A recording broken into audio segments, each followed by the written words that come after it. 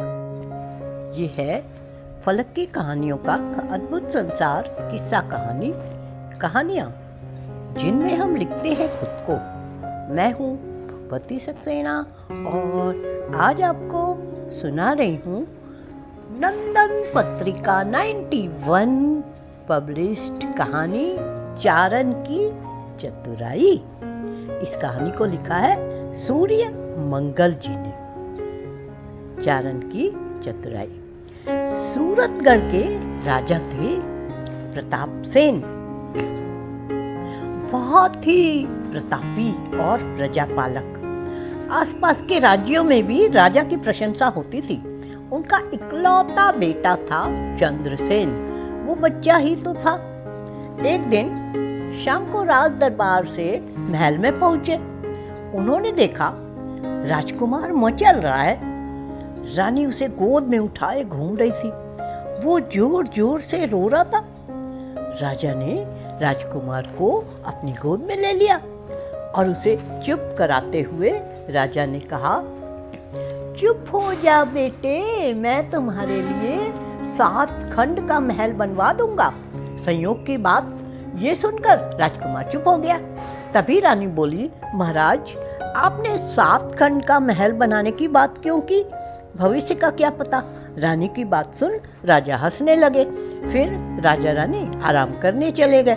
अभी आधी रात हुई थी कि विनायक राव दौड़ता हुआ महल में पहुंचा।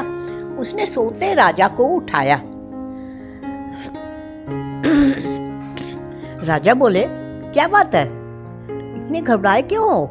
वो राजा का चारण था। गजब हो गया महाराज, शत्रु सेना ने रात में धावा बोल दिया। किले को शत्रुओं ने घेर लिया। तुरंत यहाँ से निकलने में ही भलाई है। उठिए महारानी, राजकुमार के साथ किले के गुप्त द्वार से भाग चलिए।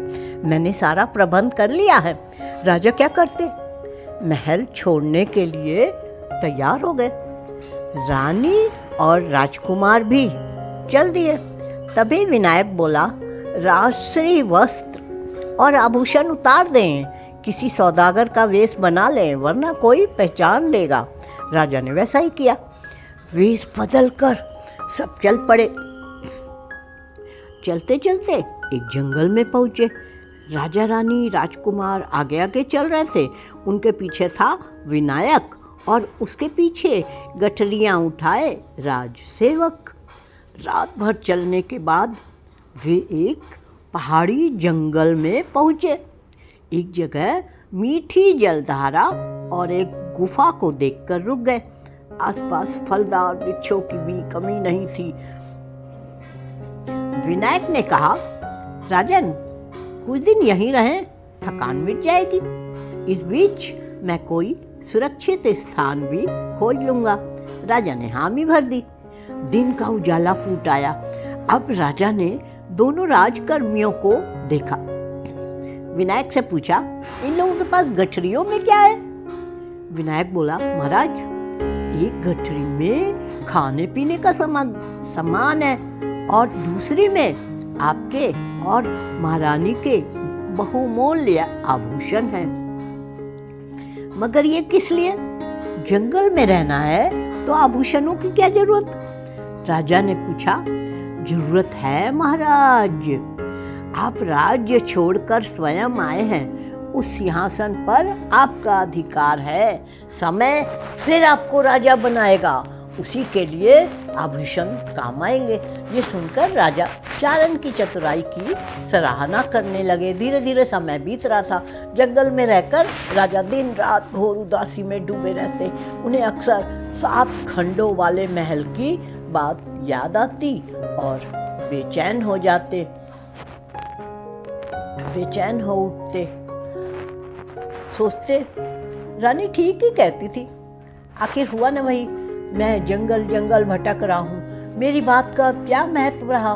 अब कैसे बनवाऊंगा 7 खंड का महल? राजा की उदासी विनायक को भी खलती थी। एक दिन उसने राजा से उदासी का कारण पूछ लिया। बार बार पूछने पर राजा ने मन की बात बता दी।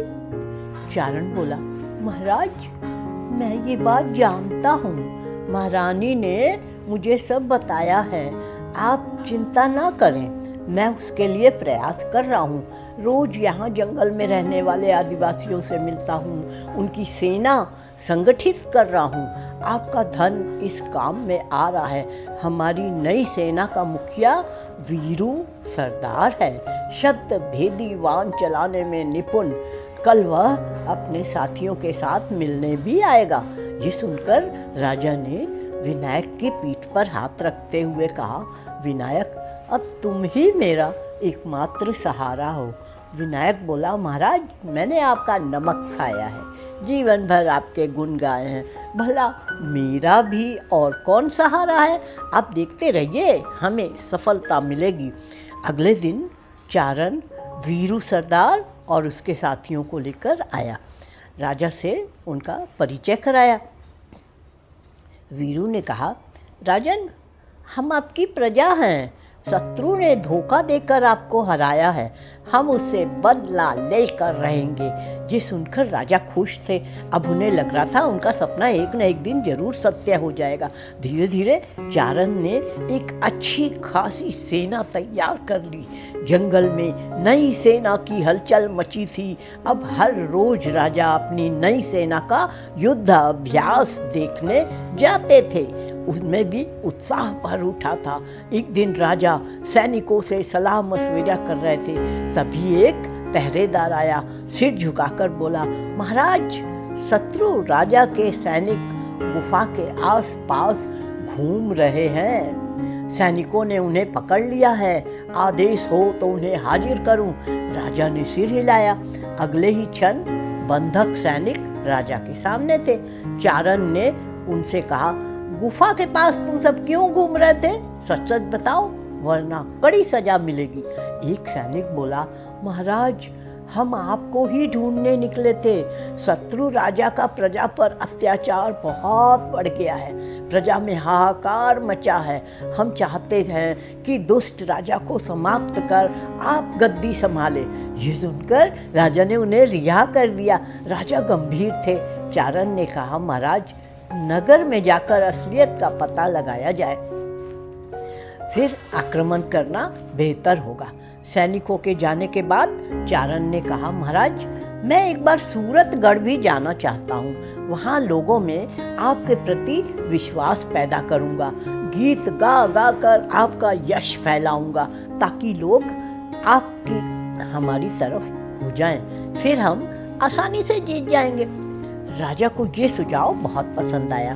चारण वेश बदलकर सूरतगढ़ पहुंचा, लोगों से मिला, उन्हें राजा के बारे में बताया। लोग राजा के बारे में जानकर बहुत खुश थे। चारण ये समाचार लेकर प्रताप सेन के पास पहुंचा। राजा ने मौका पाकर धावा बोल दिया। प्रजा ने भी उनका साथ दिया। शत्रु राजा महल छोड़ भाग गया। देखते देखते प्रताप सेन का राज्य पर पुनः अधिकार हो गया। राजा ने दरबार में विजय उत्सव का आयोजन किया। वफादार सैनिकों को इनाम बांटे। चारण से कहा, विनायक, जो चाहो मांग लो, ये राज्य तुम्हारी बदौलत मिला है। चारण का सिर झुका था, हाथ जोड़कर बोला, महाराज, देना ही है तो कुमार चंद्रसेन को 7 खंड का महल बनवा कर दे दे। सब चकित थे, सोच रहे थे चारण अपने लिए कुछ मांगेगा। राजा ने महल बनाने का आदेश दे दिया। तेजी से काम हुआ, महल तैयार हो गया। बड़ा ही भव्य महल था, 7 खंड थे। राजा ने उद्घाटन के दिन चारण को बुलवाया। दोनों महल के पास पहुंचे। चारण ने कहा, महाराज, बड़ा अद्भुत और विचित्र महल बनवाया है। राजा बोला, उद्घाटन तुम्हें करना है इस महल का, चलो अंदर चलो। चारण महल में घुसने को हुआ। अचानक उसकी नजर महल के बाहर लिखे मोटे मोटे अक्षरों पर जाकर टिक गई। उस पर लिखा था, चारण महल। यह पढ़कर चारण चौंका। बोला, महाराज, इस पर तो राजकुमार चंद्रसेन का नाम होना चाहिए था, आपने ये लिखकर?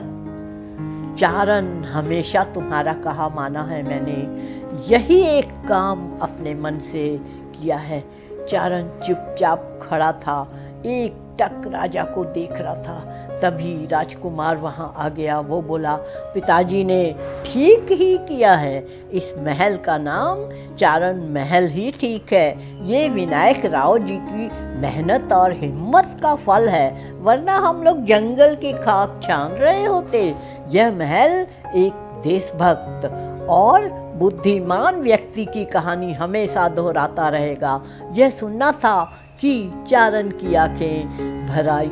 तभी भीड़ ने राजा और चारण का जय जयकार किया। हाँ दोस्तों, ये कहानी इतनी ही। अभी आप सुन रहे थे भगवती सक्सेना की आवाज में नंदन की एक कहानी, चारण की चतुराई। ये है फलक का चैनल किस्सा कहानी। फिर मिलते हैं एक नई कहानी के साथ।